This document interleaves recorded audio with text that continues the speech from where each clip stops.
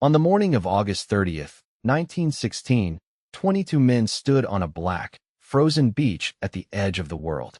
Their clothes were torn. Their faces were hollow. Some were too weak to stand without help. Behind them lay a shelter made from 2 overturned lifeboats, scraps of canvas, stones, and frozen earth. In front of them stretched the ice-choked sea. They had been stranded on Elephant Island for more than 4 months. No ship normally came this way. No nation knew exactly where they were. And the man who had promised to save them had disappeared into the most violent ocean on Earth in a boat barely larger than a modern family car. By then, many of the men had begun to wonder whether Ernest Shackleton was dead. Then, through the mist, a shape appeared. At first it looked like another shadow among the ice. Then came smoke. A mast.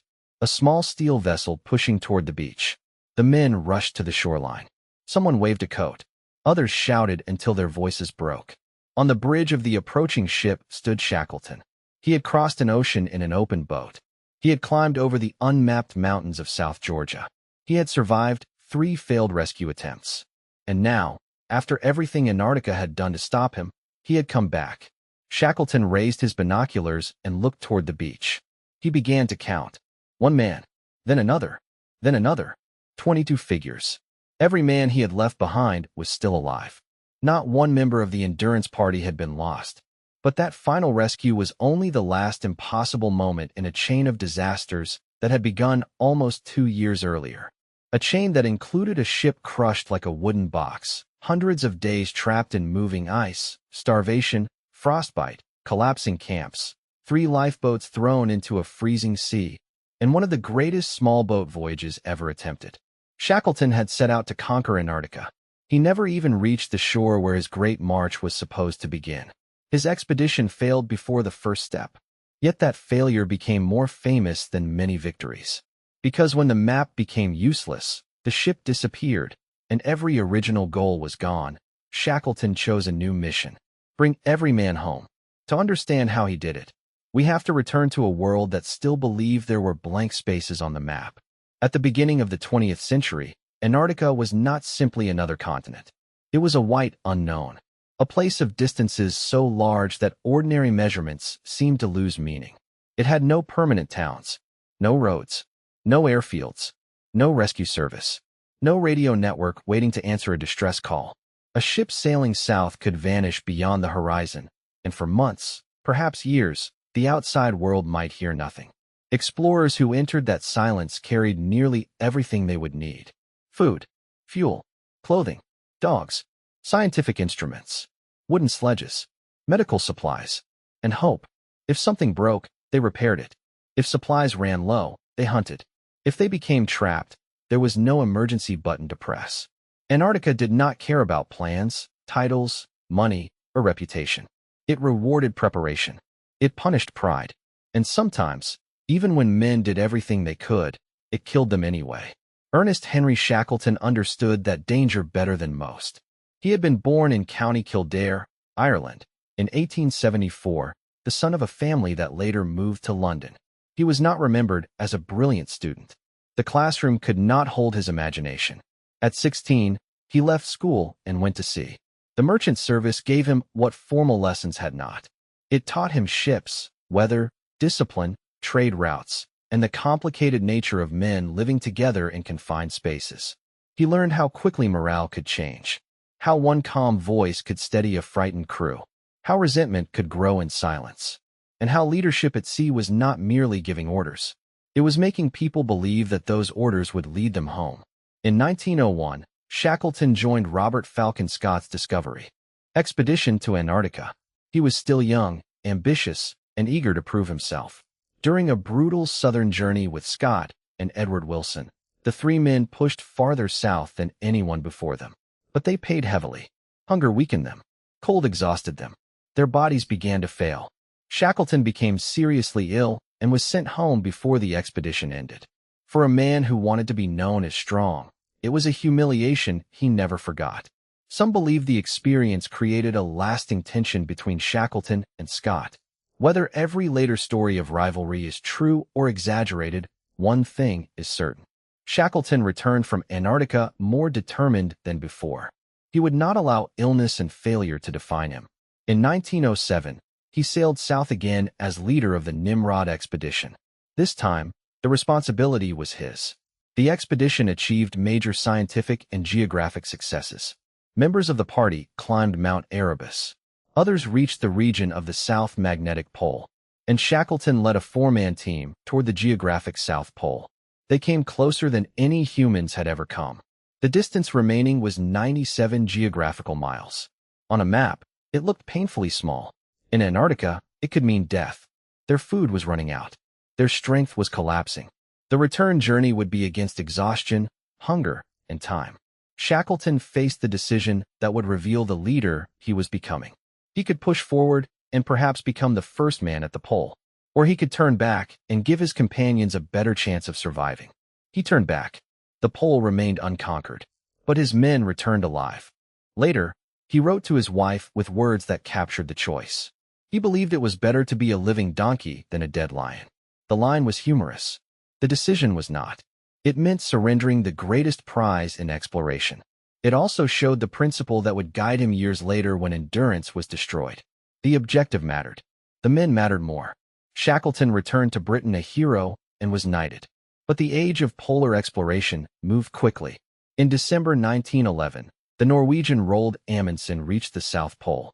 Scott arrived weeks later and died with his companions on the return journey. The pole had been won. The tragedy of Scott shocked Britain. The old race was over. Shackleton needed a new challenge. He found one that seemed even larger. No one had crossed the Antarctic continent from one coast to the other. The plan was magnificent. It was also extraordinarily dangerous. Shackleton proposed landing on the Weddell Sea side of Antarctica.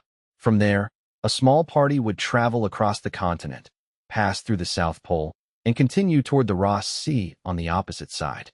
The crossing would stretch for roughly 1,800 miles, depending on the final route. The men would haul or drive sledges across terrain no one had seen. They would face crevasses hidden beneath snow, mountain ranges, storms, and temperatures that could freeze exposed skin in minutes. A second group, known as the Ross Sea Party, would approach from the other side aboard another ship, Aurora. Their task was to lay food and fuel depots along the final section of the route. Shackleton's crossing party would depend on those depots to survive. The two groups would be separated by an entire continent. They could not coordinate by radio. Each had to trust that the other would perform its role. Shackleton called the venture the Imperial Transantarctic Expedition. He presented it as the last great polar journey. The phrase was effective. It attracted attention. It attracted money. And it attracted men. A famous advertisement is often linked to the expedition. It speaks of a hazardous journey, small wages, bitter cold, long months of darkness, constant danger, and doubtful safe return. The wording perfectly matches the legend of Shackleton. But historians have never found convincing proof that he actually placed that exact advertisement. The truth required no dramatic invention. Thousands of people wanted to go. They wrote from across Britain and beyond. Sailors, scientists, adventurers, men who were experienced, men who were completely unqualified. Some wanted glory. Some wanted escape. Some simply wanted to stand where no one had stood before. Shackleton could choose only a small number. He needed skill, but he also judged character. A polar expedition was not an ordinary voyage. The men might spend years together. A brilliant specialist who destroyed morale could be more dangerous than a less talented man who kept others steady. Shackleton looked for competence, resilience, humor, loyalty, and the ability to live under pressure. Among those selected was Frank Wild. Wild was one of the most experienced Antarctic explorers alive. He had already served with Scott, Shackleton, and Douglas Mawson. Short, tough, dependable, and calm, he understood polar life without illusion. Shackleton trusted him deeply. If the leader fell, Wild was the man expected to hold the group together. Frank Worsley became captain of Endurance. He was a New Zealander with sharp blue eyes, restless energy, and an extraordinary instinct for navigation. He loved difficult seas. He could find humor in danger. And later, when the survival of every man depended on a handful of brief sights of the sun from a tossing lifeboat, his skill would become the difference between life and death. Tom Crean was another veteran. An Irish seaman, physically powerful and emotionally steady, Crean had served on both the Discovery and Terra Nova expeditions. He had already performed one of the great rescue walks of polar history, marching alone for help when a companion was near death. He was not a man of grand speeches. He worked. He endured. He kept moving. Frank Hurley, the expedition photographer, came from Australia. Hurley was bold, inventive, stubborn, and willing to risk himself for an image. His cameras used heavy glass plates. His equipment was fragile. Antarctica was hostile to every part of his craft. Yet the photographs he captured would later make the Endurance story visible to the world. Without Hurley, much of what happened might survive only as words. With him, we can still see the ship imprisoned in white pressure ridges, the dark masts against the sky, the men standing on ice, and Endurance glowing at night beneath lamps and frozen rigging. Harry McNish was the ship's carpenter. The men called him Chippy, a traditional nickname for a carpenter. He was older than many aboard, skilled with wood and tools, strong-minded, and not naturally obedient. His relationship with Shackleton would become difficult, but when the expedition needed a lifeboat transformed into an ocean-going vessel, McNish's hands would help save them all. Leonard Hussey was the meteorologist.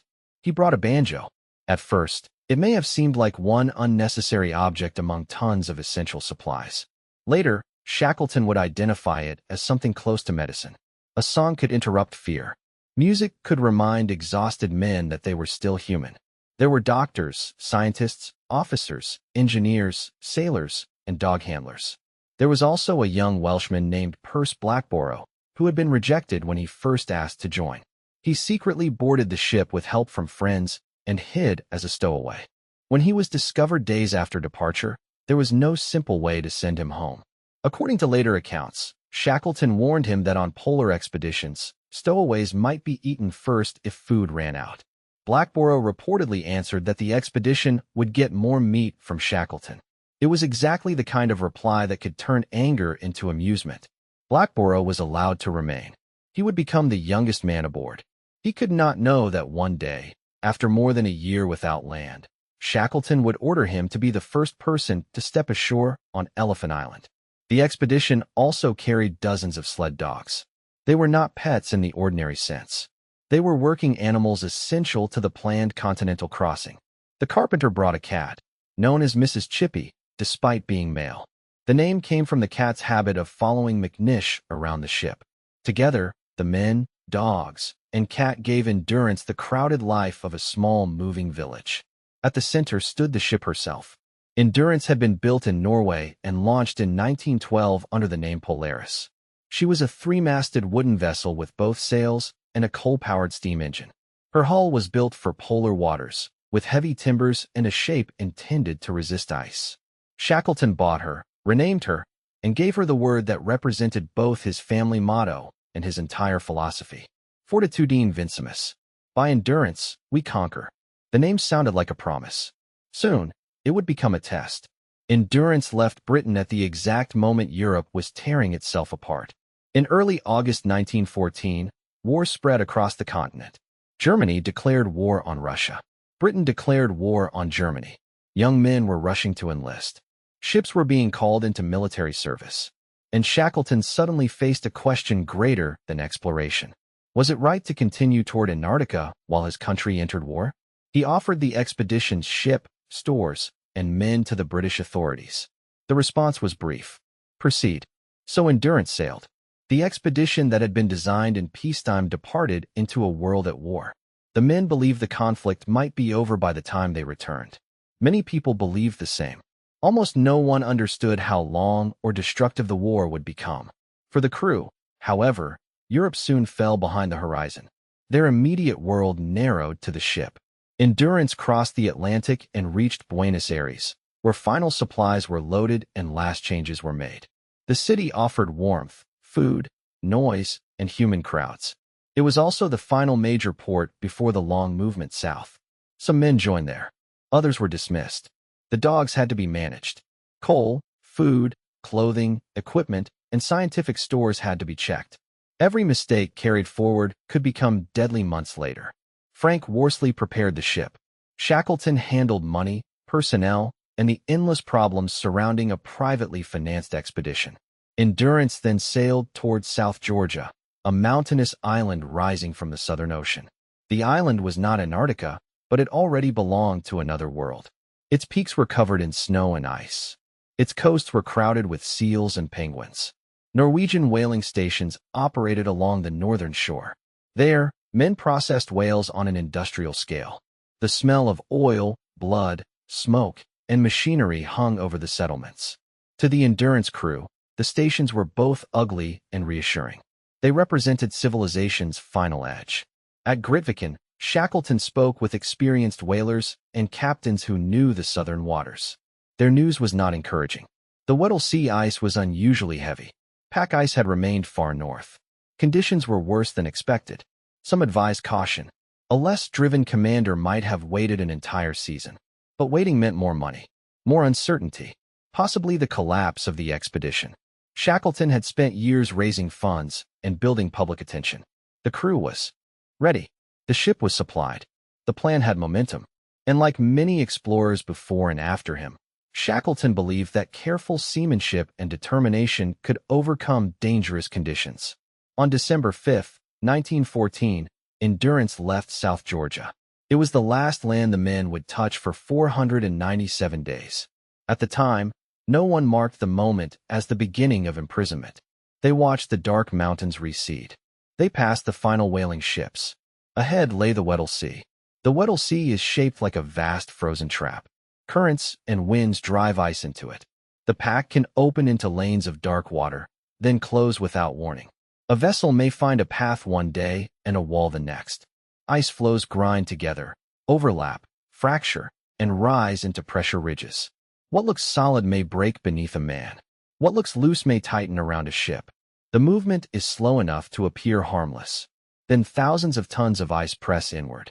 Only 2 days after leaving South Georgia, Endurance met pack ice. At first, this was expected. The ship worked through openings.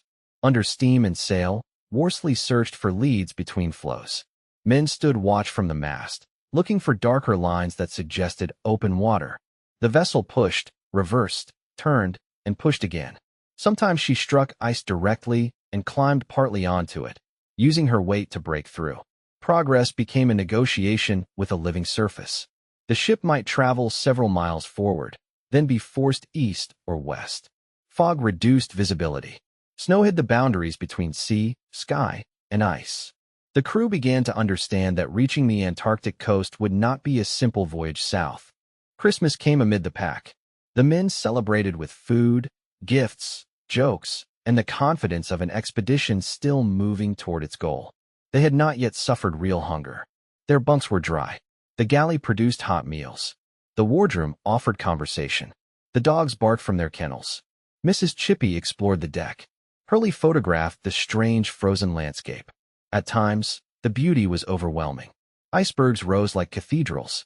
Light moved across them in blue, silver, pink, and gold. The low sun turned the horizon into fire.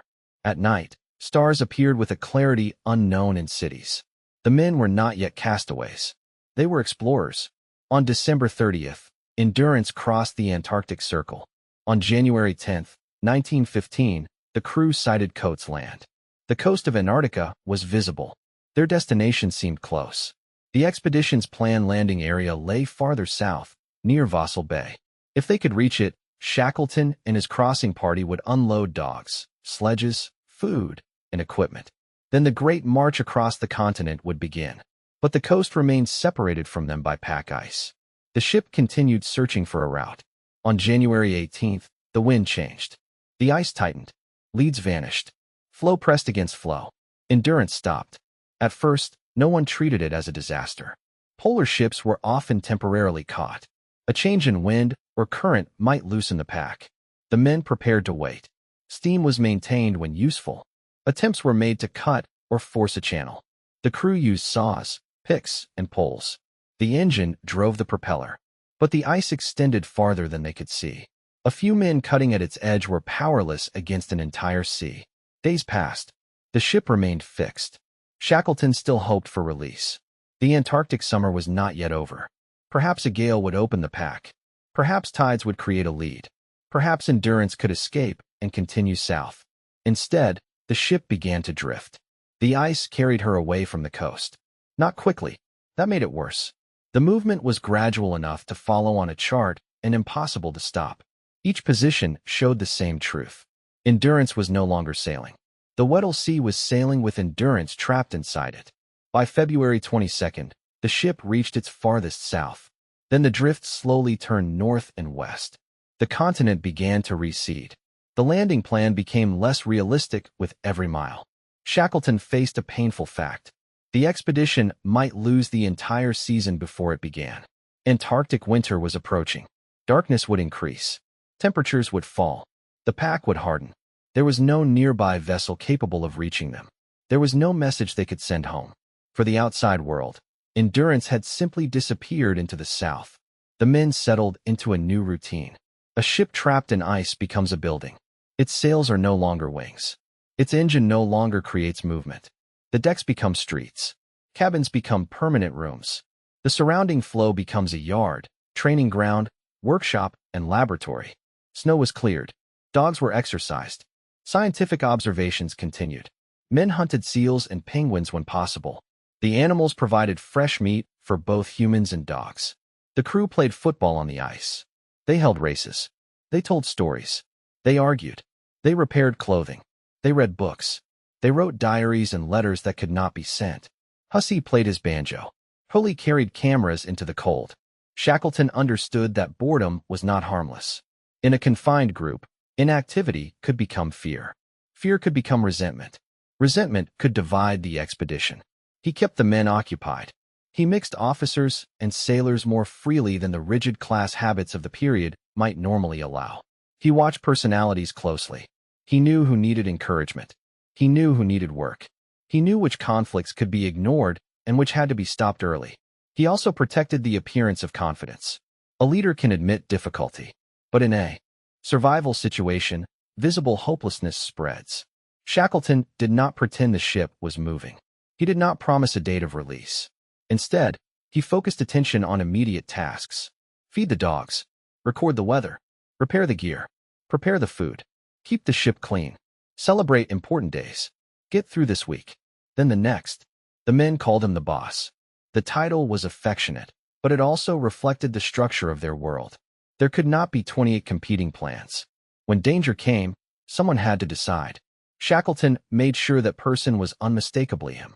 Winter transformed the landscape. The sun dropped lower. Then it disappeared.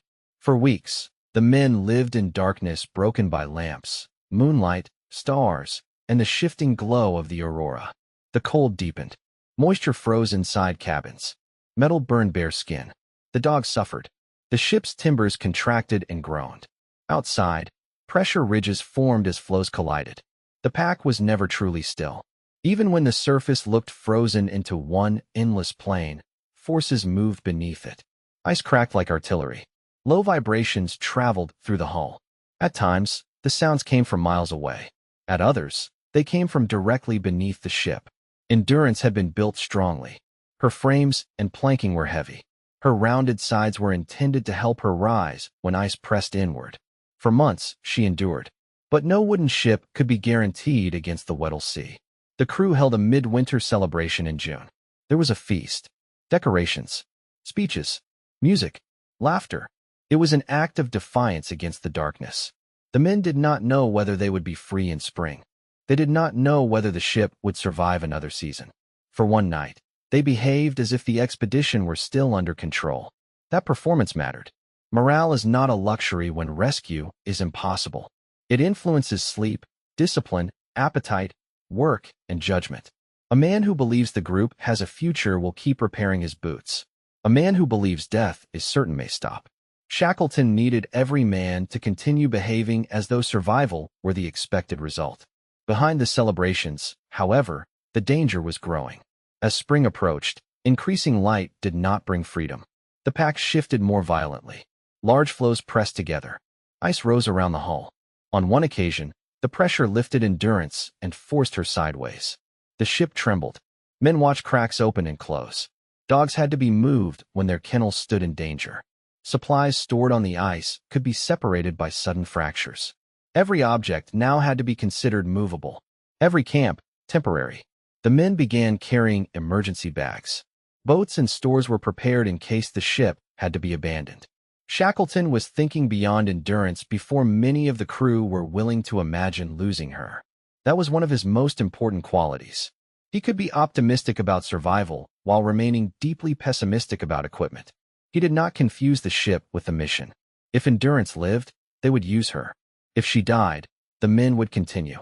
By September, the pressure became more severe. The sound of cracking ice surrounded them. Endurance was squeezed, released, and squeezed again. On September 2nd, pressure beneath the ship became so violent that Perce Blackborough later described her as being lifted and thrown onto her side.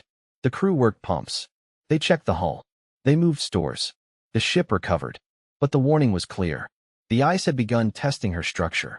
October brought the final attack. A massive floe pressed against the port side. Another force resisted on the opposite side. Endurance was caught between moving walls. Her timbers groaned under loads no carpenter could easily calculate. Deck planks bent. Beams shifted. Water entered. The pumps ran. Men tried to block leaks with blankets, timber, and whatever material they could use. The engine room became dangerous. The propeller and rudder were damaged. The ship did not merely creak. She screamed. For days, the pressure continued. The men slept in clothing, ready to move. Stores were hauled onto the ice. Dogs were relocated. The lifeboats were prepared. Hurley photographed the dying ship even as work continued around him.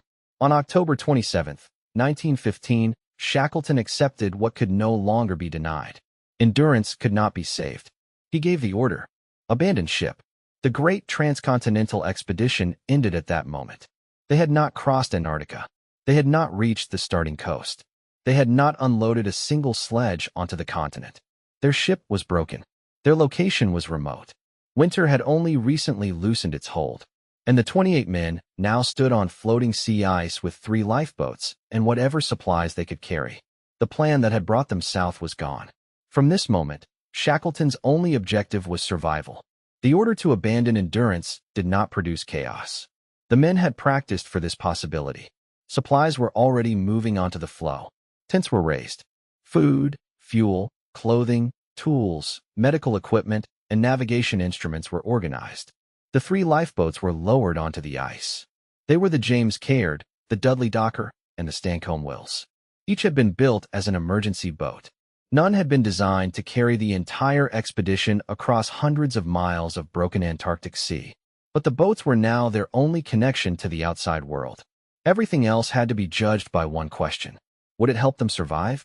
Shackleton limited each man's personal possessions to 2 pounds. The order was practical. The boats would eventually have to be hauled across ice and launched into open water. Every unnecessary object added weight. But Shackleton knew that rules become believable only when the leader obeys them. He discarded valuables of his own. Money had no power here. Gold could not be burned for heat or eaten for strength. The men watched what he chose to leave behind. It was a symbolic destruction of their former lives. They had entered the expedition as officers, sailors, scientists, craftsmen, and adventurers. Now they were castaways. A few exceptions were allowed. Frank Hurley's photographs were not ordinary property. They were the expedition's memory. Leonard Hussey's banjo was also saved. Shackleton called it vital mental medicine. A musical instrument may have seemed absurd beside food and fuel. But Shackleton was not thinking only about bodies. He was thinking about the invisible line between discipline and despair. The first camp on the ice became known as Ocean Camp. The name sounded almost civilized. In reality, it was a group of tents and supplies on a drifting floe beside a wrecked ship. Endurance had not yet sunk. She remained nearby, leaning, broken, and partly flooded. The men returned when conditions allowed. They recovered food, clothing, timber, tools, and other stores. Each trip was dangerous. The hull could shift. The ice could close. The ship could disappear without warning. Hurley faced a more personal loss. Hundreds of his photographic glass plates remained aboard. Each plate carried an image that could never be recreated. He entered the damaged, flooded interior to save them. In freezing darkness, surrounded by water and wreckage, he recovered as many as he could. Then came a brutal selection. Hurley and Shackleton chose the plates that best told the story. Roughly 120 were kept. Hundreds of others were destroyed. Hurley smashed them so that he would not later risk his life trying to return for them. It was a small tragedy inside the larger one. Months of work vanished in broken glass. But the plates that survived would become some of the most powerful images in the history of exploration. For nearly a month, Endurance remained visible. The men watched the ship that had carried their hopes slowly collapse. Her masts leaned. Her decks twisted. The ice continued its pressure. On November 21st, Frank Worsley saw movement and called out. The ship was going. The men gathered. The stern rose. The bow sank. Water closed over the decks. Then Endurance slipped beneath the Weddell Sea. The name on the stern vanished last. For the crew, the sight was more than the loss of wood and machinery. A ship is a shelter, a home, a source of order. Even wrecked, Endurance had remained a point of reference. Now there was only ice. Shackleton did not allow the men to remain fixed on the grave. The dead ship could no longer help them. He turned attention toward the next problem. Where could they go? The nearest known land offered possibilities, but none were simple. Paulet Island lay to the west. There was a hut and stores left from an earlier Swedish expedition. Snow Hill Island and Robertson Island were other possible targets. If the men could reach land, they might establish a more secure camp. But between them and any destination lay pressure ridges, gaps of open water, soft snow, and unstable flows. The lifeboats were heavy. The James Caird alone weighed well over a ton once loaded. The men would have to drag boats and supplies over a surface that changed from hour to hour. Shackleton decided to attempt a march. The idea was logical on a chart. It became nearly impossible on the ice. Men harnessed themselves to sledges and boats. They pulled. The runners caught on ridges. Soft snow swallowed their boots. Pressure blocks formed walls that had to be climbed, cut, or avoided. Open leads forced detours. A few hundred yards could consume hours. Sweat-soaked clothing beneath heavy layers. Then the moisture froze. The men strained until their muscles shook. Dogs pulled where they could, but the broken surface defeated them too. After days of effort, the distance gained was humiliatingly small. The ice itself continued drifting. They could exhaust themselves marching west while the flow carried them east or north. McNish openly questioned Shackleton's authority during the attempt. The carpenter argued that once Endurance was lost, the normal contract between ship and crew no longer applied. The dispute was dangerous. It was not simply an argument between two tired men. If one person rejected command, others might follow. Shackleton responded firmly. He maintained that the expedition agreement required obedience regardless of the ship's loss. McNish returned to work, but the relationship never fully recovered. The moment reveals a more complicated truth than the smooth legend of perfect leadership. The Endurance party did not survive because every man always agreed. They survived despite conflict, fear, anger, exhaustion, and different personalities. Shackleton's task was not to eliminate human weakness. It was to prevent weakness from destroying the group. The march was abandoned.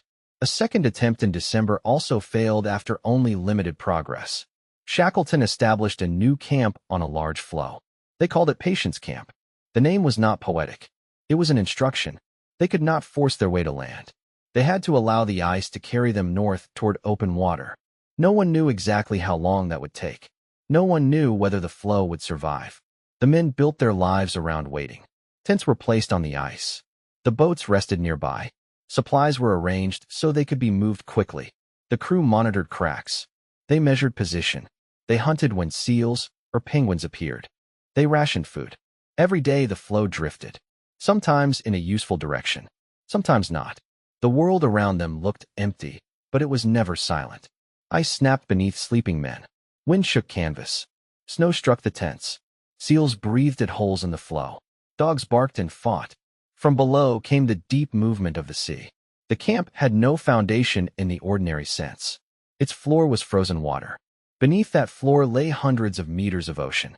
A fracture could divide the party in seconds. One night, a crack opened beneath a tent. A sleeping man named Holness fell into the freezing water while still inside his bag. Shackleton reacted quickly and pulled him out. The event lasted moments. Its meaning remained. At any time, the ice could open and take someone before the others understood what had happened. Food became increasingly important. The expedition had carried supplies for the planned crossing, but much had been lost or was difficult to transport. Seal meat and penguin became central. The men ate parts they might once have rejected. Fresh meat helped protect them from scurvy, though the science of vitamins was not yet fully understood. Blubber provided fuel. Nothing useful could be wasted. Hunger changed the emotional atmosphere. Meals were measured. Crumbs mattered. Men discussed food from home in obsessive detail. They remembered bread, fruit, roast meat, pudding, tea, and ordinary kitchens. A meal that would once have seemed plain became a fantasy. The dogs required food too. As supplies declined, the expedition faced one of its darkest decisions. The original purpose of the dog teams was gone. There would be no continental crossing. Keeping all of them alive consumed meat the men might need. One by one, teams were killed. The decision devastated their handlers. The dogs had worked beside them, played with them, and given structure to the months aboard ship. Mrs. Chippy, McNish's cat, was also killed after the abandonment of Endurance. These acts should not be softened into an easy tale of adventure. Survival demanded choices that caused pain. The men did not live because Antarctica was romantic. They lived because they accepted realities that would have been unbearable in ordinary life. Shackleton carried the responsibility for those decisions. He also carried the knowledge that his men had families waiting at home. Parents, wives, children. No message could reach them. In Britain, the expedition's silence existed beside the enormous silence of war. Casualty lists grew.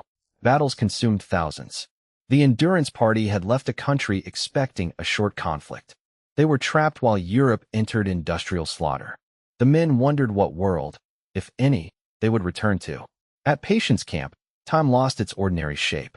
There were no work weeks, no letters, no news. Days were marked by weather, meals, hunting, repairs, and changes in latitude.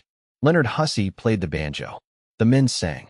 They held conversations that had already been repeated many times. They teased one another. They complained.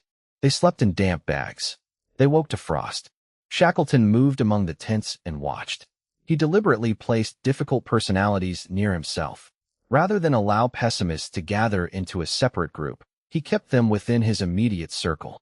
He redistributed food quietly when someone needed more. He made small decisions appear routine. He avoided creating favorites in public, even though he trusted certain men more deeply.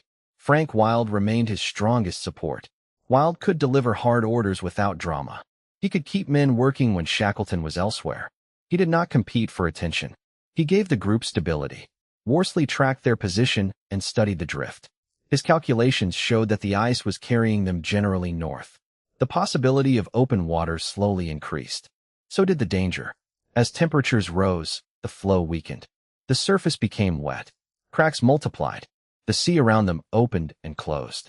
Their prison was beginning to break apart. That was the only way out.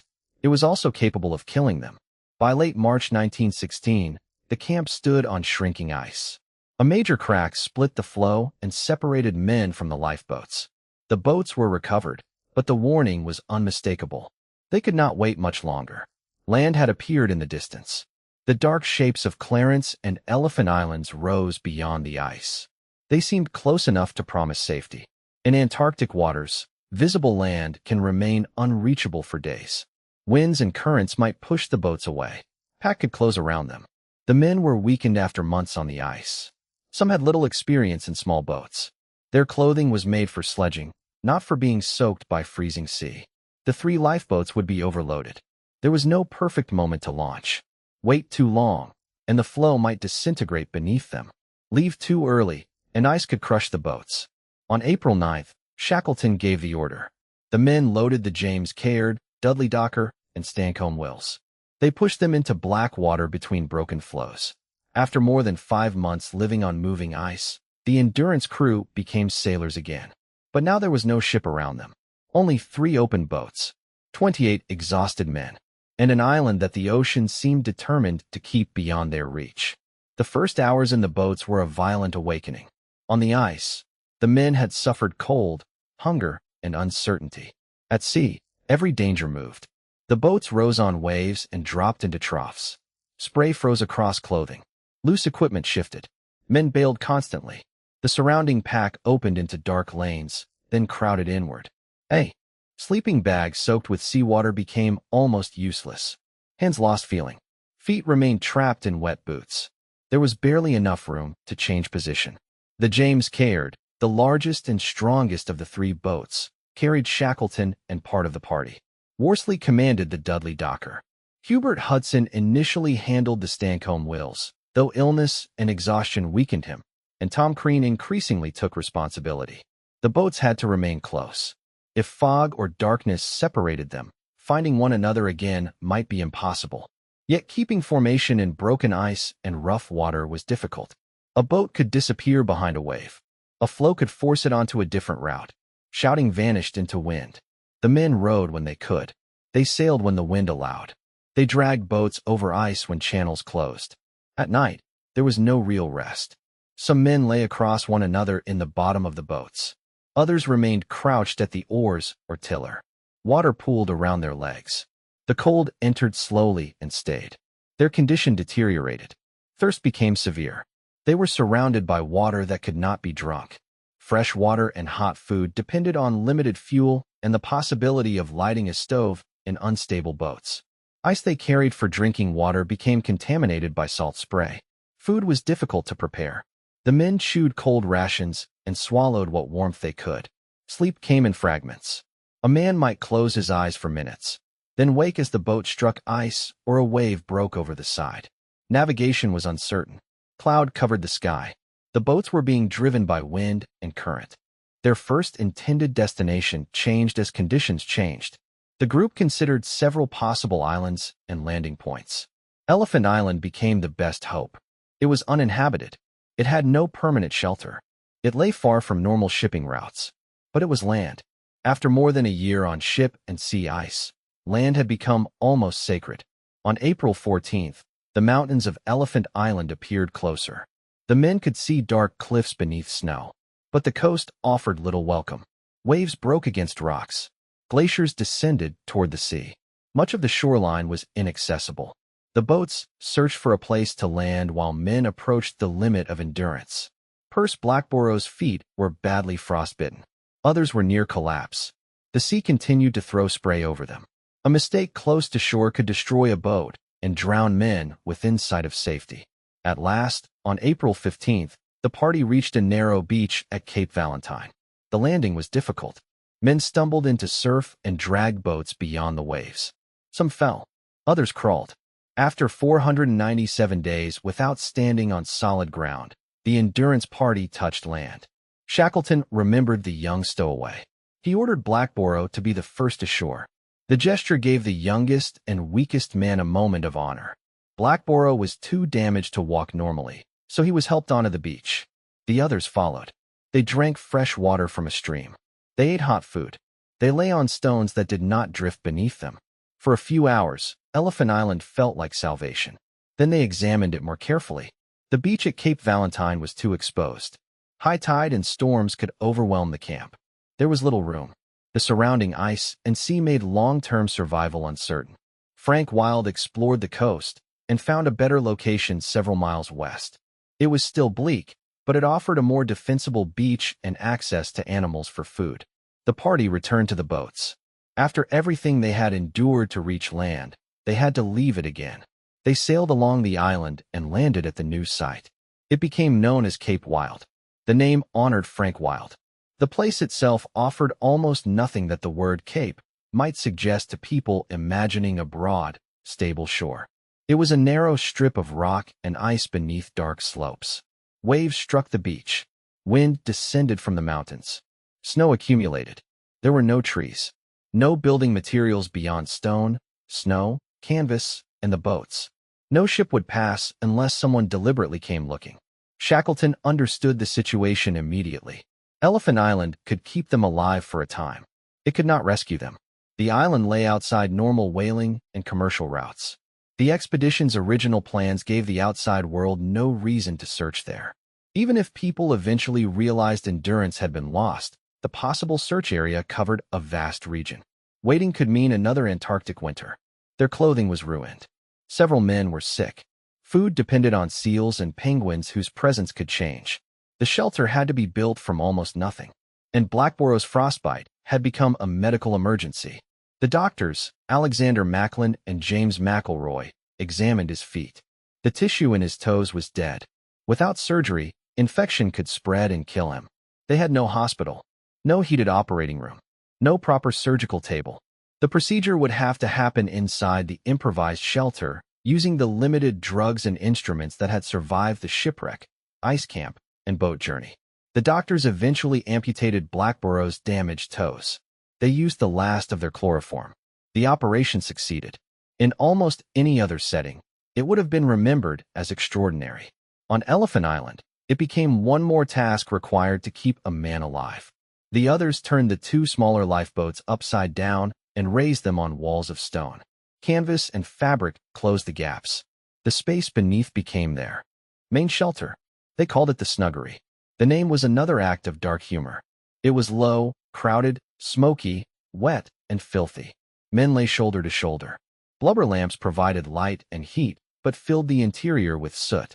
Condensation formed overhead and dripped onto bedding. Wet clothes rarely dried completely. Smoke irritated eyes and lungs. The smell of unwashed bodies, seal meat, oil, damp fabric, and sickness filled the space. Outside, storms could tear at the structure for days. Yet the upturned boats saved them. They created a barrier between human warmth and Antarctic wind. McNish's carpentry helped make the shelter possible. The same man who had challenged Shackleton's authority now worked on structures and boats that were essential to the group. This was another reality of leadership. Personal conflict did not erase practical value. Shackleton could distrust McNish's obedience and still depend on his skill. Within days, the boss announced his decision. He would sail for help. The nearest realistic source of rescue was South Georgia. It lay roughly 800 miles away across the Southern Ocean. The distance alone was terrifying. The route was worse. Between Elephant Island and South Georgia stretched some of the most dangerous water on the planet. Storms moved around the globe with little land to weaken them. Waves could grow to enormous size. Temperatures were near freezing. Ice might form on the boat. Cloud could hide the sun for days, making navigation nearly impossible. A small error would be fatal. South Georgia was not a continent. It was a narrow target in a vast ocean. If the boat passed north or south without sighting it, there would be no second chance. Beyond the island lay open Atlantic. Food and water would run out. The men would disappear. The only boat considered strong enough was the James Caird. It measured a little over 22 feet. 6 men would live in it for a voyage that might take weeks. The boat needed to carry food, water, fuel, ballast, navigation instruments, sleeping bags, and sailing gear. It had been designed as a lifeboat, not as a miniature expedition ship. Harry McNish was given the job of transforming it. He raised the sides using wood taken from the other boats and expedition materials. He built a makeshift deck of timber and canvas, leaving small openings for entry and work. He strengthened the keel. He fitted a mast and improved the rig. He caulked seams with whatever could be used. Paint, oil, fibers, and blood from seals became part of the effort to keep the Southern Ocean outside. The result was crude. It was also one of the most important pieces of craftsmanship in maritime history. Shackleton selected 5 men to go with him. Frank Worsley had to navigate. Without Worsley, reaching South Georgia was almost unimaginable. Tom Crean brought strength, seamanship, and absolute reliability. McNish was needed because the boat might require repair during the voyage. Tim McCarthy was a strong and cheerful sailor. John Vincent was powerful, though his behavior and condition had caused concern. Shackleton's choices were not based only on the best sailors. He also considered the group left behind. Frank Wild would command Elephant Island. Shackleton trusted him to maintain discipline and hope. Some difficult or uncertain men were taken in the boat, where Shackleton could control them directly. Others were left because Wild needed their skills. The selection balanced seamanship, strength, personality, and survival. Before departure, Shackleton gave Wild instructions. If the James Caird did not return and no rescue came, Wild was to try to move the party toward Deception Island when conditions allowed. It was a distant possibility. The smaller boats were damaged. The men were weak. But Shackleton refused to leave them without a plan. Wild understood the deeper instruction. Keep them alive. Keep them ready. Do not allow the group to believe they have been abandoned. On April 24, 1916, the James Caird was loaded. Bags filled with sand and rocks provided ballast. Hundreds of pounds of ice were taken for drinking water. Food included concentrated sledging rations, biscuits, powdered milk, sugar, and other supplies that could provide energy in small quantities. They carried a Primus stove. They carried a sextant, compass, charts, and chronometer. Worsley's navigation instruments were delicate. A broken sextant or failed watch could erase South Georgia from the ocean. The launch nearly ended the voyage before it began. Surf struck the boat. Vincent and McNish were thrown into the freezing water. Their clothes became soaked before the journey had truly started. The men on shore transferred the final supplies. Hands gripped hands. There was no long ceremony. Words could not make the choice easier. The six climbed aboard. The James Caird moved through the surf. The men on Elephant Island watched it shrink. For those left behind, the boat carried rescue. For those aboard, it carried the lives of 28 men. By afternoon, the island was fading behind them. Then it disappeared. The six were alone in the Southern Ocean. The first night revealed what the voyage would demand. The wind rose. The boat pitched violently. Cold seawater broke over the deck and poured through openings in the canvas. One man steered. Another managed the sails. A third bailed. The remaining three tried to rest beneath the small covered section in the bow. Rest was almost the wrong word. There was no space to stretch out. The men lay twisted among wet sleeping bags, supplies, stones, and one another. Every movement of the boat threw bodies against timber. Their clothing had been made for dry cold on sledging journeys. It was not waterproof. Sea spray passed through outer layers and remained against the skin. Salt rubbed wounds raw. Hands became swollen. Feet went numb. When watches changed, the men had to crawl over one another in darkness while the boat rolled. The exchange was so difficult that Shackleton later wrote it might have seemed humorous if it had not caused so much pain. The Southern Ocean had no interest in humor. By dawn, the James Caird was fighting heavy seas and severe winds. Elephant Island was already far behind. There could be no return. The boat's immediate course was not directly toward South Georgia. Shackleton ordered Worsley to steer north first, away from the forming ice fields. A direct line might have carried them into pack ice, where the small vessel could be trapped or crushed. Once clear, they would turn east. This added complexity to navigation. Worsley had to calculate position on a platform that never stopped moving. Modern navigators can consult satellites. Worsley had a sextant, a chronometer, a compass, charts, and mathematics. To determine latitude, he needed to measure the angle of the sun above the horizon. But the sky remained covered by cloud. When the sun appeared, it might remain visible only briefly.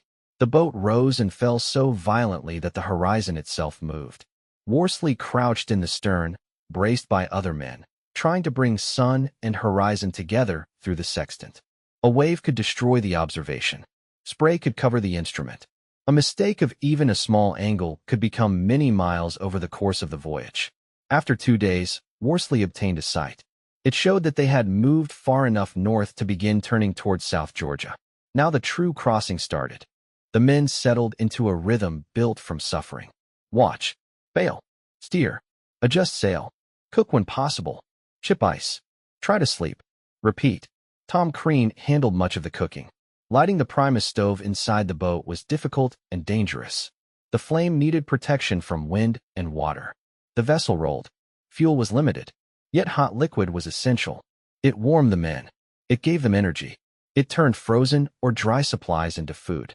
Crean produced meals under conditions in which many people could not have lit a match. The portions were small. The effort behind them was enormous. Fresh water became a constant concern. The ice loaded at Elephant Island began to melt and become contaminated with salt. The men drank carefully. Thirst remained. Their lips cracked. Their tongues swelled.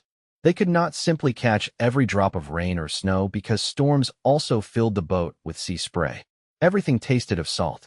The ballast helped keep the James Caird upright, but the stones and sand moved as the boat rolled. Men had to redistribute weight. Supplies became wet. The canvas deck sagged. Water entered faster than it could sometimes be removed. Bailing was not maintenance. It was survival performed one container at a time. The cold created another danger. Spray froze on the boat. Ice accumulated on canvas, ropes, mast, and sides. The added weight made the James Caird unstable. If too much formed high above the waterline, the boat could capsize. Men crawled out with tools and struck the ice away. They worked while waves broke around them. One slip could carry a man overboard. In those seas, rescue would be nearly impossible. A person in the water would lose useful movement within minutes. The boat might not be able to turn. The others might watch him disappear. The knowledge remained unspoken but present. Each task had to be done carefully. Each man depended on the others not making a fatal mistake. John Vincent began to weaken. He had been a strong sailor, but strength alone could not protect him from exposure. McNish also suffered. Age, wet clothing, illness, and the strain of the previous months reduced him. The sleeping bags became sodden. Their reindeer fur shed into the interior and stuck to wet faces and food. Skin developed sores. Hands were too stiff for simple knots. The men could not become clean. They could barely become dry. Shackleton watched their condition. He took his turn in the watches and work. He distributed food. He maintained the expectation that South Georgia would be found. But confidence could not alter the mathematics. The island remained an invisible point beyond the horizon. Worsley obtained only a handful of useful observations during the entire crossing. Between them, he estimated their position by dead reckoning. He considered speed, direction, time, wind, and current. Every estimate contained uncertainty. Those uncertainties accumulated. The target was roughly 100 miles long, but much narrower from north to south. If they sailed past it, they might never know. The voyage became a contest between Worsley's calculations and the scale of the ocean. Storm followed storm. Waves rose behind the boat like moving cliffs. The James Caird climbed their faces, paused, and fell down the other side. At times, men could see only water around them. The horizon vanished. A wave might twist the boat sideways and roll it. The makeshift deck flexed. The seams leaked. McNish's work held. The tiny vessel continued east. One night, Shackleton saw what looked like a clear patch of sky. Then he realized it was the white crest of a wave towering above them. The wave struck. The James Caird was buried in water. For a moment, the boat seemed lost. Then it rose. The men bailed desperately. Supplies shifted. The mast remained. The canvas held.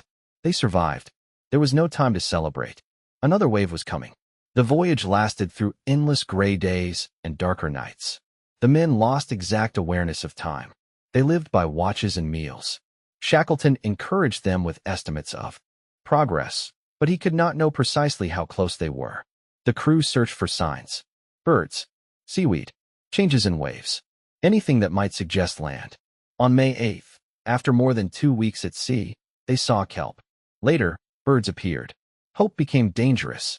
If they expected land and did not find it, disappointment could break men already near collapse.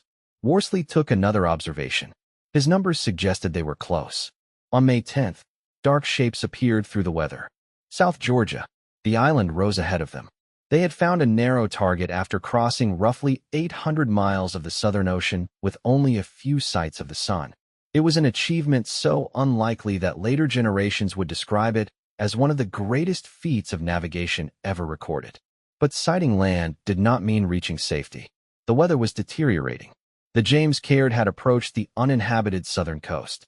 The whaling stations lay on the opposite side of the island. Cliffs and reefs made landing dangerous. A gale drove the boat toward rocks. The 6 men were exhausted. They had little fresh water. Their ability to continue was disappearing. They searched for an opening. At one point, the wind forced them away after they had come close to shore. They had crossed an ocean only to risk being wrecked within a few miles of salvation. The James Caird fought along the coast. At last, they entered King Haakon Bay. The water became more protected. The men found a place to land. They staggered ashore. They drank from a stream. The fresh water was so cold and pure that it seemed unreal. They ate. They rested. They touched solid rock. For the first time in 17 days, the boat no longer moved beneath them. The James Caird had done what no reasonable plan should have demanded of it. It had carried 6 men from Elephant Island to South Georgia. Yet the rescue was still not complete. They were on the wrong side of the island. Between them and the whaling station stood a chain of mountains, glaciers, snowfields, and hidden valleys. No known route crossed the interior. The maps were incomplete. The 6 could try to sail around the coast, but the James Caird and its crew were badly damaged. Another long sea journey might kill them. They could wait, but no one would come to this empty bay. On Elephant Island, 22 men were counting days. Shackleton had crossed the ocean. Now he had to cross South Georgia. Before attempting it, the party moved farther into the bay to a more secure position. They turned the James Caird over and used it as a shelter. The camp became known as Peggotty Camp, after the boathouse home in Charles Dickens's David Copperfield. McNish, Vincent, and McCarthy were judged too weak for the mountain crossing. They would remain behind. Shackleton chose Worsley and Crean to go with him. The three spent several days recovering and preparing. Their equipment was almost absurdly limited.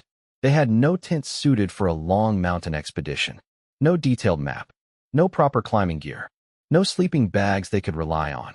They carried a rope, a carpenter's adze, food, and the Primus stove. To improve grip on ice, they drove screws or nails into the soles of their boots. They knew the whaling stations lay somewhere across the island. They did not know which valleys connected. They did not know where glaciers ended in cliffs. They did not know whether the crossing would take one day or several. They understood one rule. They could not stop for a normal sleep. If they lay down in wet clothing in the cold, they might never rise. On the evening of May 19th, Shackleton, Worsley, and Crean left Peggotty Camp. Behind them, 3 weakened men watched. Ahead, the mountains disappeared into cloud. The 3 men climbed through the night. At first, the slopes rose gradually from the bay. Then the ground steepened. Snow covered rock and ice. Crevasses waited beneath pale surfaces. The rope connected them, but it could not guarantee safety. If one man fell, the others had to stop him before all 3 were pulled down. They moved by instinct, experience, and fragments of geographic logic. A valley might lead toward the northern coast. A ridge might reveal the route. A glacier might descend into an impassable cliff. Every decision consumed strength. The weather changed rapidly. Cloud closed around them. Wind erased tracks. The darkness made distance difficult to judge. They climbed one ridge and looked ahead. The land beyond did not lead toward the whaling stations. They descended and tried again. Then another route failed. South Georgia is small on a world map. On foot, its interior is a confusion of sharp peaks and moving ice. The island rises almost directly from the sea. Its mountains divide one coastal bay from another. Glaciers fill the spaces between. The 3 men were not following an established trail. They were creating a line through terrain no one had crossed before. Hours passed. Their bodies were still damaged from the James Caird voyage. Feet were swollen. Skin was raw. They had eaten little. They carried exhaustion accumulated over 16 months. Yet the knowledge of Elephant Island moved with them. 22 men were waiting. Every unnecessary delay meant more hunger, more cold, and more risk. Shackleton pushed the pace. Worsley checked direction when he could. Crean carried his share without complaint. At one point, they reached the top of a steep, icy slope as darkness deepened. Returning would cost hours. Descending carefully might be impossible. Shackleton made another decision that sounded reckless because the alternatives were worse. The men sat together. They looped the rope around themselves. Then they slid. The slope dropped away. They accelerated into darkness, unable to see clearly what waited below. For minutes, they rushed downward over snow and ice. A hidden crevasse or wall of rock could have killed all 3. Instead, the slope carried them safely into the valley. They stood, shaken and alive. What had looked like desperation became progress, but they still did not know whether they were in the correct valley. Near dawn, they stopped and listened. In the whaling stations, workers were called by whistles. Shackleton knew the morning routine. If they were close enough, perhaps sound could cross the mountains. At 7 o'clock, a distant whistle reached them. The 3 men listened. It was not wind. It was machinery. Human machinery. For the first time since leaving South Georgia in December 1914, they heard a sound made by people outside their expedition. The whistle gave them direction. It also gave proof. Civilization was close. They moved toward it. The route still demanded descents, climbs, glacier crossings, and stream crossings. They became soaked. At one point, they followed a watercourse that grew into a waterfall. They had to find a way around. Their legs shook. Their thoughts slowed. The temptation to stop became stronger. Shackleton later described the sense that an unseen fourth presence accompanied them during the crossing. Worsley and Crean reported similar feelings. Extreme exhaustion can alter perception. Faith can give experience another meaning. Whatever explanation one chooses, The three men felt they were not entirely alone. That belief helped them continue. By the morning of May 20th, after roughly 36 hours of almost continuous movement, they descended toward Stromness. The whaling station appeared below. Buildings, chimneys, ships, smoke, men at work. The sight should have produced triumph. Instead, it first revealed how far the three had fallen from ordinary human appearance. Their hair and beards were long and dirty. Their faces were dark from smoke, salt, and exposure. Their clothes were torn. They smelled of blubber and weeks without washing. They looked less like famous explorers than survivors from another century. Near the station, they encountered people who stared at them in disbelief.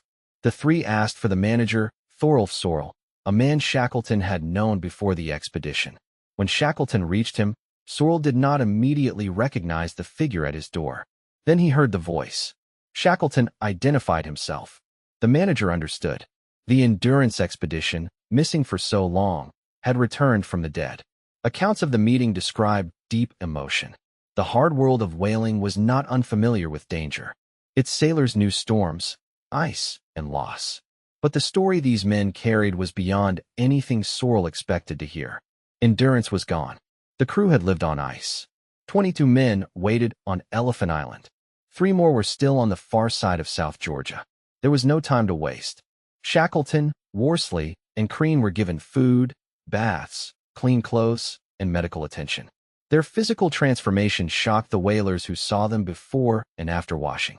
Under the dirt and hair, the famous explorer was still there. But Shackleton could not rest fully.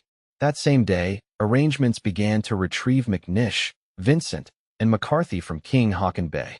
Worsley joined the vessel sent around the island. The three at Peggotty Camp had no certainty that their companions had succeeded. Then a ship appeared.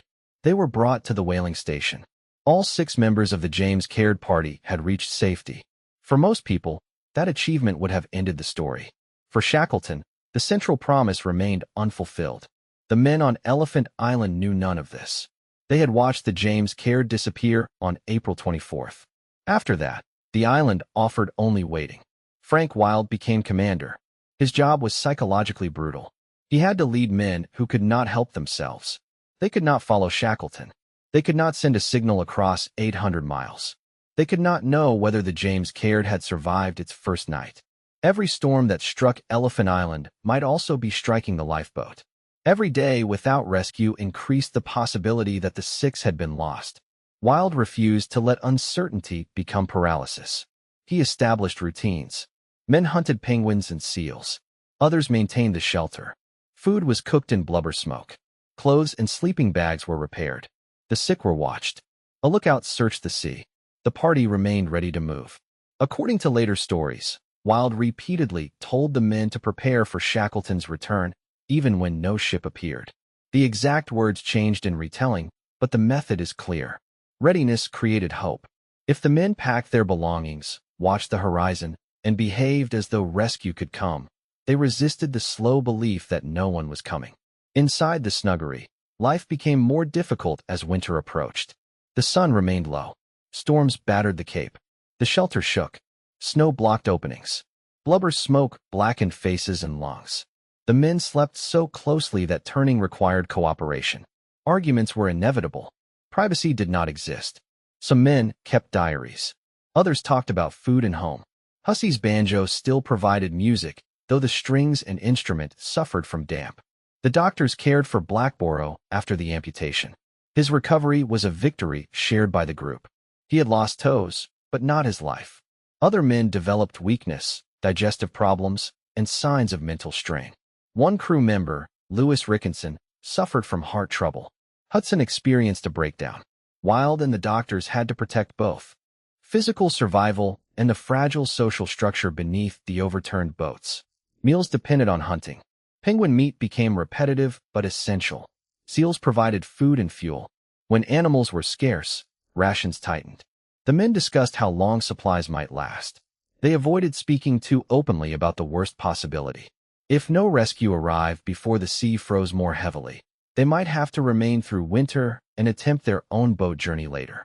The remaining boats were smaller and less seaworthy than the James Caird. The men were weaker than before. A voyage toward Deception Island might be their only option and could kill many of them. Wilde knew Shackleton's instructions. He also knew that waiting too long and leaving too early were both dangerous.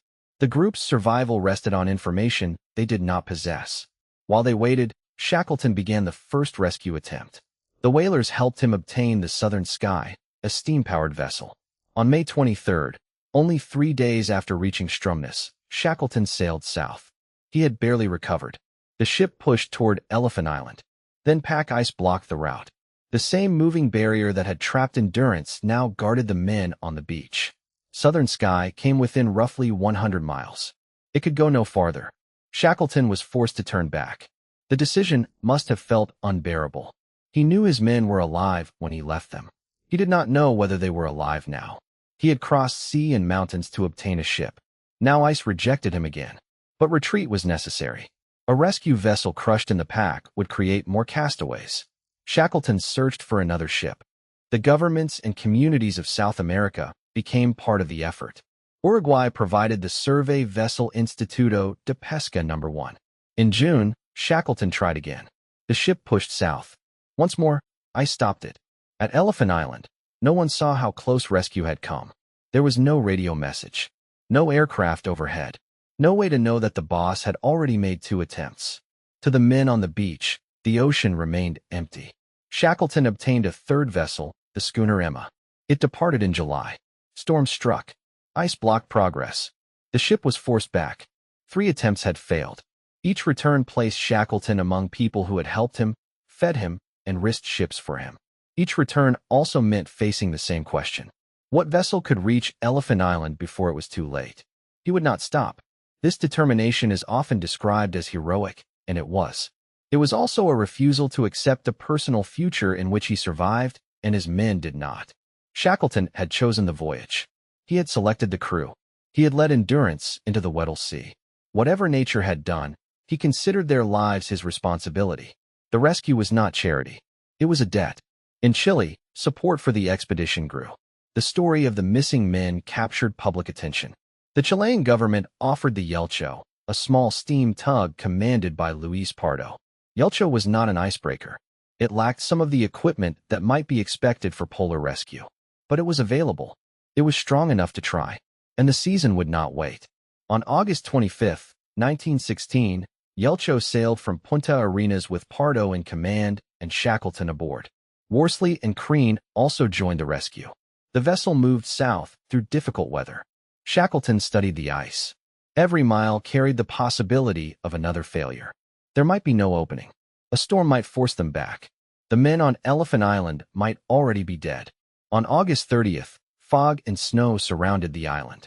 At Cape Wild, the castaways followed their routine. Then someone saw smoke. A ship appeared through the mist. At first, the men could not know whether it was real. They had imagined rescue many times. Now the shape continued toward them. The camp erupted. Men rushed out. Signals were raised. Clothes and flags moved in the wind. Shackleton stood aboard Yelcho and counted the figures on shore. He called toward Wilde. Were they all well? Wilde answered with the only message that mattered. All safe. All well. The promise had survived. There was no harbor at Cape Wild. Yelcho could not simply tie to a pier. The sea remained dangerous. Ice could close. Weather could change within minutes. The rescue had to happen quickly. The men on the beach launched the Stancomb Wills and began moving toward the ship. They carried almost nothing. The camp that had preserved them for 4 months was abandoned. The blackened shelter, the stone walls, the blubber stove, the remains of food. Objects that had once seemed precious were left on the beach because the only valuable cargo was human life. Some of the men were too weak to row effectively.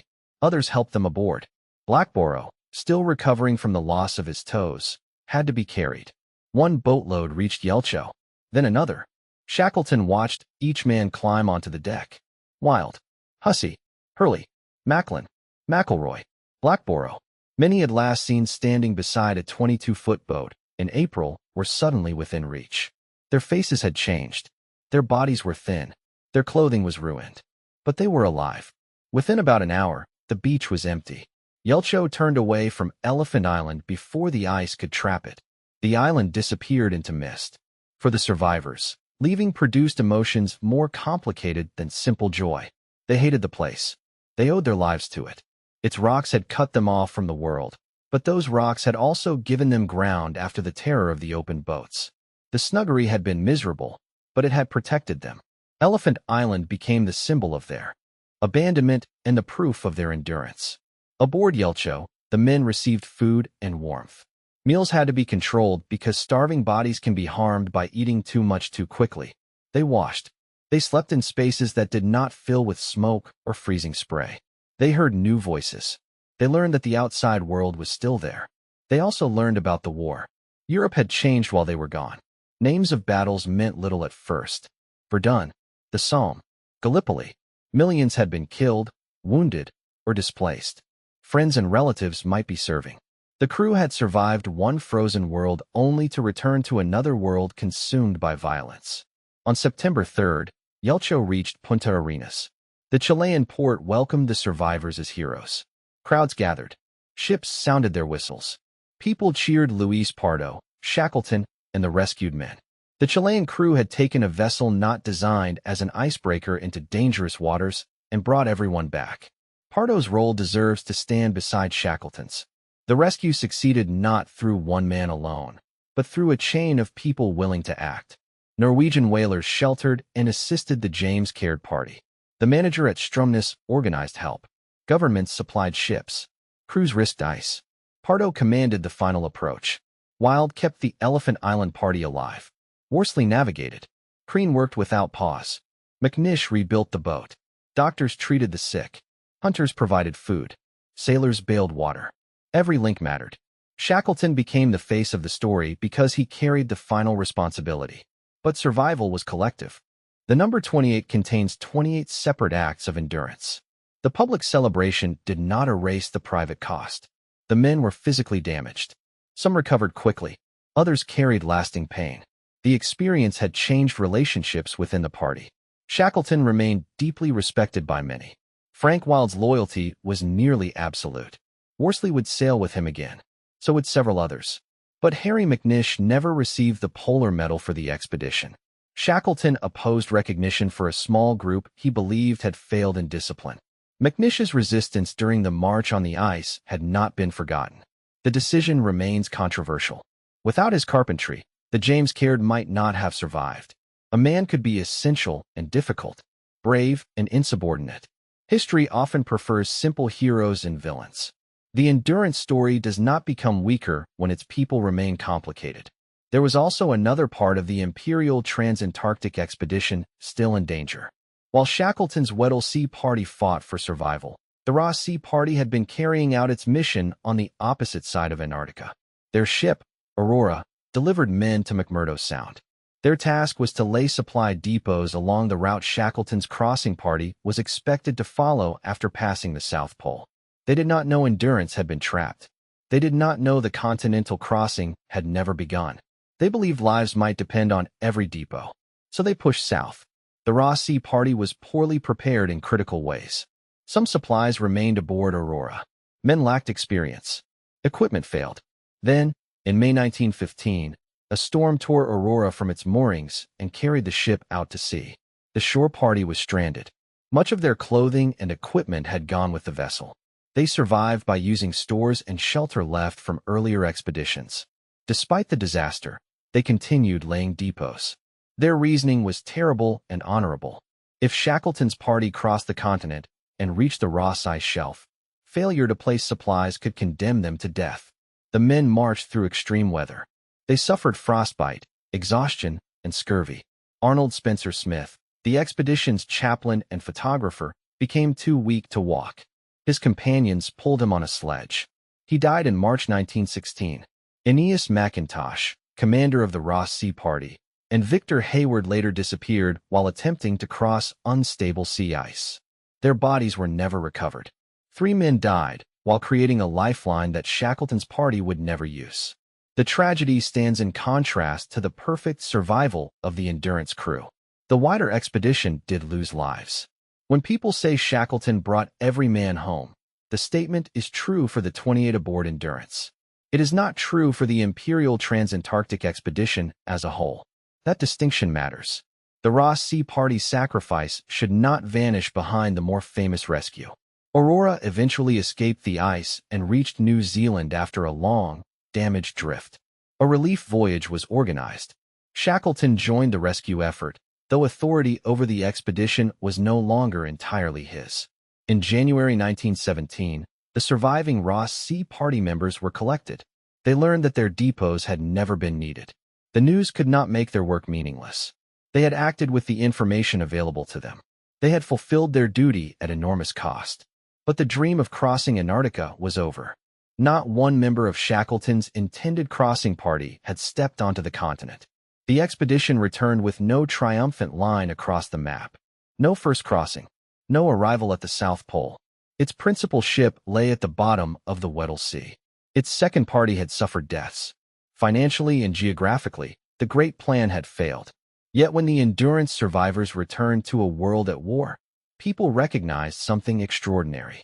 They had faced disaster without rescue infrastructure, modern communications, insulated survival suits, aircraft, or satellite forecasts. They had remained together. They had adapted repeatedly. Ship to ice camp to boats, boats to island, island to open ocean, ocean to mountains, mountains to rescue. At each stage, the solution to one danger created the next. Leaving Endurance saved them from the sinking ship, but trapped them on ice. Leaving the floes saved them from breaking pack, but exposed them to freezing seas. Landing on Elephant Island saved them from the boats, but placed them beyond shipping routes. Sailing to South Georgia offered rescue, but demanded an almost impossible navigation. Landing on the southern coast saved the James Caird crew, but placed mountains between them and help. Even after reaching Stromness, pack ice defeated 3 rescue attempts. The chain could have broken anywhere. It did not. The men entered military service and wartime work. Some who had survived Antarctica were killed in the human conflict they returned to. Tim McCarthy, whose strength and cheerfulness had helped the James Caird reach South Georgia, joined the Royal Navy Reserve and died in 1917 when his ship was attacked. Alfred Cheetham, a veteran sailor from the Endurance Party, died at sea in 1918 after his vessel was torpedoed. The contrast is difficult to ignore. Antarctica had surrounded them with cold, pressure, hunger, and ocean. War killed men who had escaped all of it. Frank Hurley went on to photograph battlefields, carrying his eye for extreme landscapes into the devastated world of the Western Front and the Middle East. His Antarctic photographs remained among his greatest achievements. In them, Endurance is not merely a ship. She appears alive. Her rigging shines with frost. Her hull leans against pressure. Small human figures stand beneath enormous ice. The images help transform the expedition into legend. But legend can distort. It can make survival appear inevitable because we already know the ending. It can turn Shackleton into a leader who never doubted. It can smooth arguments, mistakes, and luck into one perfect story. The men themselves did not experience a legend. They experienced one uncertain day after another. They did not know Yelcho would appear. Worsley did not know his navigation would succeed. Wild did not know whether the next hunt would find food. Shackleton did not know whether the 4th rescue attempt would be blocked like the first 3. Courage existed because the outcome was unknown. What, then, made the survival possible? The easy answer is Shackleton. The complete answer is more demanding. Shackleton was a remarkable crisis leader. He understood morale as a practical resource. He made decisions quickly when delay became dangerous. He accepted that plans had to die before men did. He shared discomfort. He watched individuals. He placed strong deputies in positions of trust. He kept the group focused on achievable tasks. And when rescue required him to leave most of the crew behind, he chose the hardest responsibility for himself. But Shackleton was not flawless. The expedition began with enormous risk. He sailed into a season of unusually heavy ice after receiving warnings in South Georgia. His organization and finances were often chaotic. The Continental Plan depended on 2 distant parties performing difficult tasks without reliable communication. Endurance was powerful, but not invulnerable. His confidence sometimes crossed into dangerous optimism. The rescue story exists because the original expedition collapsed. To acknowledge those failures does not diminish what followed. It makes the achievement clearer. Shackleton was not a man who prevented every disaster. He was a man who became extraordinary after disaster arrived. That distinction is why his leadership continues to fascinate people. Many leaders appear impressive when resources are abundant and plans are working. Shackleton's real test began when he had almost nothing left. No ship, no communication, no safe route, no certainty. At that point, leadership could no longer be measured by the original goal. It was measured by meals served, conflicts contained, watches maintained, decisions timed, and lives preserved. He understood another truth. Hope had to be active. It was not enough to tell frightened men that everything would be fine. He gave them work. He created routines. He preserved music. He celebrated midwinter. He insisted on grooming and order when possible. He made plans for land while trapped on a ship. He prepared boats while living on ice. He prepared an ocean voyage while stranded on an island. At every stage, preparation turned hope into behavior. Frank Wilde used the same method on Elephant Island. He did not control the ocean. He controlled the morning. Get up, cook, hunt, repair, watch, pack, be ready. The men survived months by reducing the future to tasks they could complete today. Luck also played a role. The ice could have crushed endurance before stores were moved. A crack could have swallowed a tent and everyone inside it. The lifeboats could have separated in fog. Elephant Island's surf could have destroyed them during landing. The James Caird could have capsized. The makeshift deck could have failed. Worsley might never have seen the sun. The boat could have passed South Georgia unseen. The mountain crossing could have ended at a cliff. Yelcho could have been stopped by ice. Good decisions increased the chances of survival. They did not create certainty. The endurance story sits at the meeting point of leadership, skill, cooperation, and fortune. Remove any one of them, and the ending may change. After the war, Shackleton struggled to find a stable place in ordinary life. This was not new. He had always been restless. Exploration brought fame, but not lasting financial security. He pursued business ventures and lecture tours. Debts followed him. The public admired him, but admiration did not solve every private problem. Home could not give him what the southern horizon gave. Antarctica remained unfinished in his mind. In 1921, Shackleton sailed south again aboard Quest. The expedition's goals were less clear than those of Endurance. The age of heroic polar exploration was ending. Aircraft, radio, engines, and new institutions were beginning to change the nature of discovery. The world had also changed after the war. The confidence of 1914 had been broken. Many of the men who went south with Shackleton had seen too much. Quest reached South Georgia in January 1922. The island had been the starting point of the Endurance voyage. It had been the end of the James Caird journey. It had been the place where Shackleton crossed mountains to reach help. Now it became the final destination of his life. In the early hours of January 5th, Shackleton called the expedition doctor, Alexander Macklin, to his cabin. Macklin had served with him on Endurance. Shackleton complained of pain and discomfort. The doctor urged him to live more carefully. A short time later, Shackleton died of a heart attack. He was 47.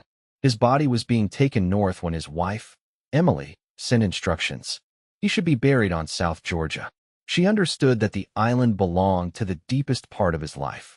Shackleton was laid to rest at Grytviken, beneath mountains facing the Southern Ocean. Frank Wilde later joined him there. For a time, Shackleton's reputation faded behind the more tragic story of Robert Falcon Scott. Scott had died returning from the South Pole. His final diary and the discovery of his body became symbols of sacrifice in Britain. Shackleton had returned alive from his greatest disaster. Survival can create less immediate mythology than death.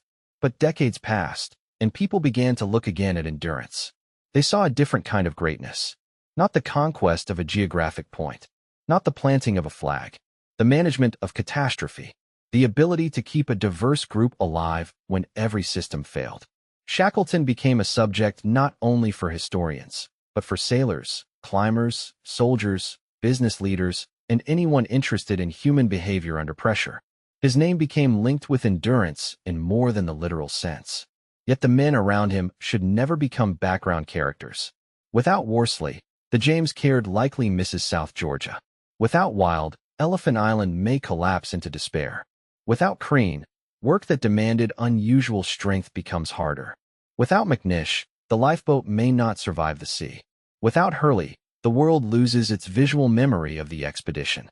Without Macklin and McElroy, illness and frostbite claim lives. Without Hussey, the darkest camps lose some of their music. Without the sailors who rowed, hunted, repaired, cooked, and bailed, no leader could save the group. And without Luis Pardo and the crew of Yelcho, Shackleton reaches the edge of rescue, but not its completion. History often places one name on a collective achievement. The Endurance story asks us to look beyond the name. The first complete overland crossing of Antarctica did not occur until 1957 and 1958, when the Commonwealth Trans-Antarctic Expedition, led by Vivian Fuchs with support from Edmund Hillary's team, crossed the continent using modern vehicles, radio, aircraft support, and far better knowledge. Even then, Antarctica remained dangerous. Shackleton's dream was possible. It had simply been far beyond the conditions available to him in 1914. Endurance herself remained lost for more than a century. The Weddell Sea protected its secret with the same ice that had destroyed the ship. Search teams knew roughly where she had sunk because Frank Worsley had recorded the position. But finding a wooden wreck beneath shifting pack ice and thousands of meters of water required technology the original crew could not imagine. In 2022, an international expedition returned to the Weddell Sea. Using a modern ice-capable research vessel and underwater vehicles, the team searched the seabed near Worsley's coordinates. On March 5th, they found Endurance at a depth of more than 3,000 meters. The date carried an extraordinary coincidence. It was 100 years to the day after Shackleton had been buried on South Georgia. The underwater cameras revealed the ship standing upright on the seabed. The cold water had preserved her with astonishing clarity. Timbers remained visible. The wheel could be seen. Across the stern, the name still appeared. Endurance. The ship that had vanished beneath the ice in 1915 had not been erased. It had been waiting in darkness. The discovery created a final image for the story. Above, the Weddell Sea continued to freeze, drift, crack, and close. Below, the wreck rested where it had fallen. The crew was gone. The dogs were gone. The voices, songs, arguments, and footsteps had disappeared. But the hull remained as proof that the impossible journey had been real. There is a temptation to call the Endurance expedition a triumph. It was not a triumph in the way Shackleton intended. The continent was not crossed. The geographic goal failed completely. The ship was lost. The Ross Sea party suffered 3 deaths. Men returned with damaged bodies and memories that did not disappear. The word triumph can hide too much. But there is also a temptation to call it only a failure. That would miss the greater transformation. Shackleton's achievement was not defeating Antarctica. No one defeats Antarctica. His achievement was recognizing when ambition had to surrender to responsibility. The moment Endurance was abandoned, the expedition stopped being a contest between a man and a continent. It became a promise between a leader and his crew. That promise crossed every stage of the ordeal. When the ice carried them away from land, it remained. When the ship broke, it remained.